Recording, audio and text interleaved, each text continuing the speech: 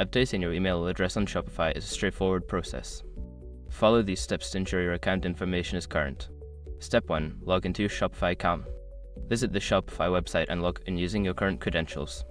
Make sure you have access to your account to make changes. Step 2. Access account settings. Once logged in, navigate to the bottom left corner of the dashboard and click on Settings. This will take you to the Settings menu where you can manage your account details. Step 3. Select Users and Permissions. In the Settings menu, find and click on Users and Permissions. This section allows you to manage your account users and their associated email addresses. Step 4. Edit your email address. Locate your account in the list of users. Click on your name or the Edit button next to it.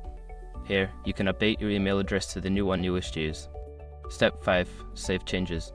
After entering your new email address, make sure to click the Save button to apply the changes.